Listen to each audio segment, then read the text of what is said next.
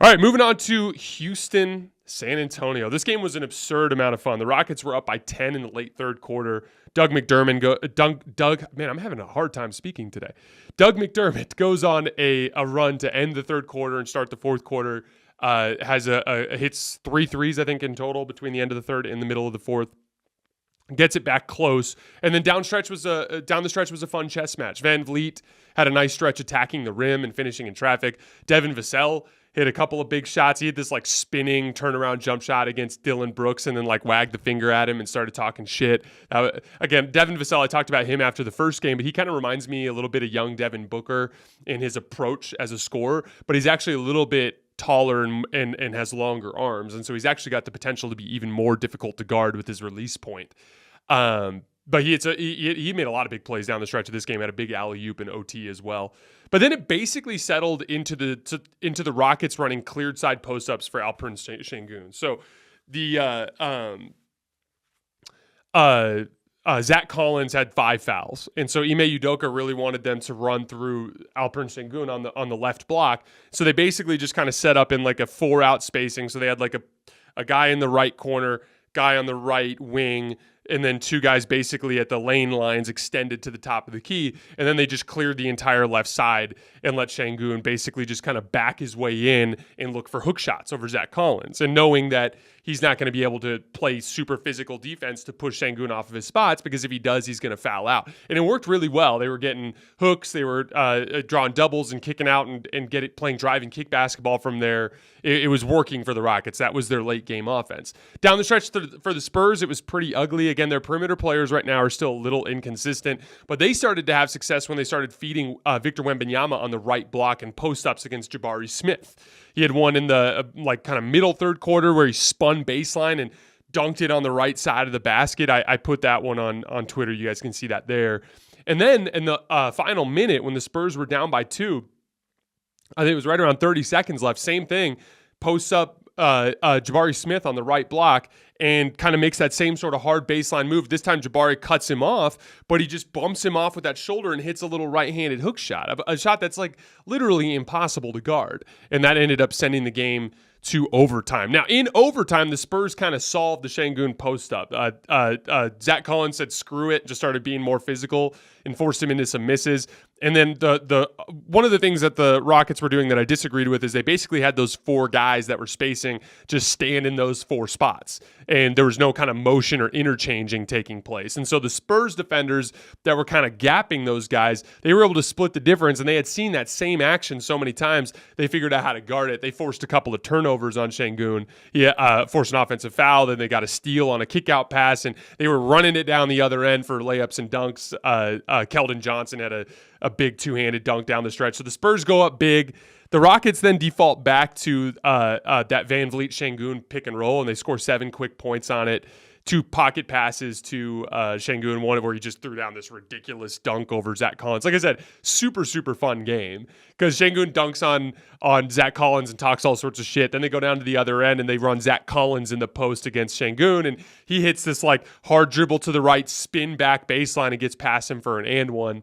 At that point, though, really, by the time the Keldon Johnson had that dunk, they were up big in OT, and it was basically over at that point. But the Rockets did make some shots late to make it kind of interesting. Victor Wembanyama finished with 21 points and 12 rebounds, 2 steals and 3 blocks.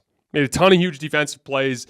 There was this. So I told you guys about the play where Devin Vassell hits the turnaround jump shot over Dylan Brooks and starts talking shit. Well, on the very next possession, he ends up attacking him again, and Dylan Brooks, of course, takes it personally because this young kid's talking shit to him. So he's locking him up, sliding with him. Vassell ends up taking like a tough, 17-foot fadeaway on the baseline and airballs it because Dylan Brooks is especially good at disrupting your base. I've talked about this before, but like when you're giving up size to a guy who could shoot over the top, push him on their base to disrupt their lift, and then attack the shooting pocket to disrupt their gather. And that's going to operate.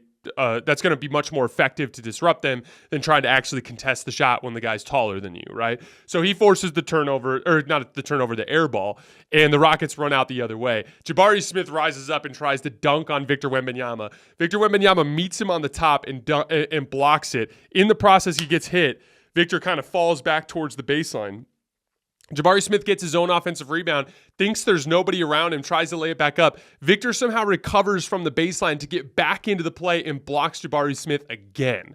Some of the most ridiculous defensive plays that we've ever seen are happening on a nightly basis with this Victor Wembanyama kid. It's ridiculous. He was also their most reliable offensive option down the stretch. Talked about those 2 right block post-ups. They had another play where they drew up an ISO for him against Dillon Brooks on a baseline out of bounds, and he ended up faking a back cut and then popping back out to the perimeter, knocking down a jump shot. Thought it was interesting, too, because after the game-tying shot against Jabari Smith Jr., you could see Dillon Brooks get a little frustrated. And in my head, I'm like, I bet you Dillon Brooks asks for the matchup in OT. And he got it. He got the matchup against Victor, and then Victor scored on him just by making a back cut move and then shooting over the top of him. But again, like, for him at this point in his career to be that confident in a late game situation, down by 2 to go get a bucket, to be as confident as he was in OT, this kid is just this kid is going to be insanely good.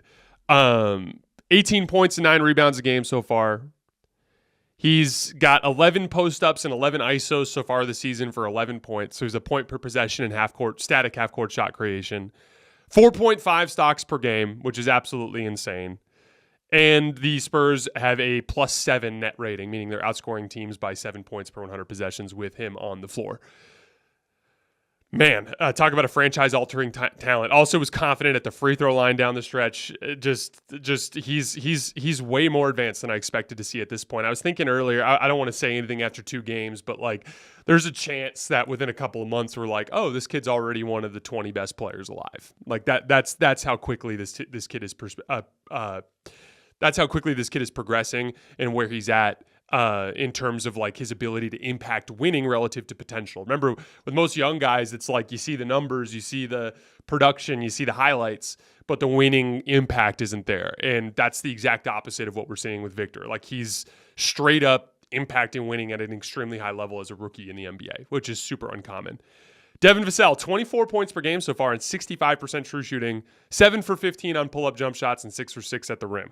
Pretty damn impressive start of the season for him. He hit some big shots down the stretch of this game. Also had a big alley-oop to Zach Collins in OT. The Spurs are in good shape. They're going to be a fun team to watch this year.